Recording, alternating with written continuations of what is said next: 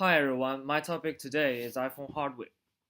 As you can see, there are many types of iPhones on the screen, but today I'm not gonna talk about all of them. So the one I focus on is this one, which is iPhone 5s. So considering iPhone 5s, there are several important features on it. The first one is the A7 system on chip, and the second one is M7 chip, and which is the motion coprocessor, and also it has the Touch ID, the most well-known features of iPhone 5s, which is a fingerprint recognition system. Also, iPhone 5s has a camera with a larger aperture and a larger sized pixels. Uh, and finally, iPhone 5s also have a larger battery. So, as the microprocessors are considered as the heart of every computer, so I'm gonna talk about today is the microprocessors of iPhone 5s. So the first microprocessor I consider is the M7 chip, which is the motion coprocessor.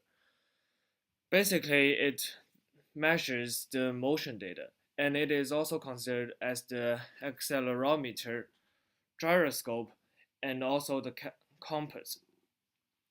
As you may notice that the M7 chip does several things that assist the A7 chip, and so that the A7 chip can do more basic processing. And then considering the A7 chip, some people say that it is a huge leap forward in the mobile computing performance, as A7 enables desktop class architecture on a mobile device. And the fact shows that the A7 chip is twice faster than the A6 one. And compared to the original iPhone, which is the iPhone 1 chip, it is 40 times much faster. So I think it is quite fair to consider it as a huge leap forward. So for the A7 chip, there are basically three main factors that make it so powerful. And the first one is the 64-bit desktop class architecture. And the second one is the modern instruction set. And finally, the registers. So I think in order to get you more sense of what I'm going to talk about, I think these two pictures seems familiar to everyone here. So after seeing these two pictures, I'm sure that you it can remind you of the basic structure of a computer. So then I can first bring you the definition of the 64-bit. So 64-bit computing is the use of processors that have data path width, which is considered as the bus, the integer size, and the memory addresses width of 64-bit. And also the 64-bit CPU and LIU architectures are those that are based on registers, address buses, or data buses of the same size. So, in a nutshell, the 64-bit computer is considered as the computer as a whole, which means that every unit in this computer has data which has the length of 64 bits. And because a 64-bit CPU has a 64-bit long memory address, so as we have learned, it can get data from a much bigger main memory, which is considered as the RAM. And as we all know that getting data from an RAM is much more faster than getting them from another secondary storage device.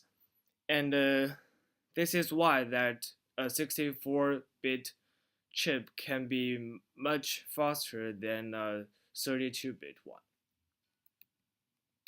And then we can consider the registers. So the registers in A7 is doubled compared to the A6 chip, and also, and the so it has 31 general purpose registers that are each 64 bits wide. And also it contains 32 floating point registers that are each 128 bits wide. And apparently that the more registers a CPU have, the more data it can store in that CPU. So it is also contribute to the speed.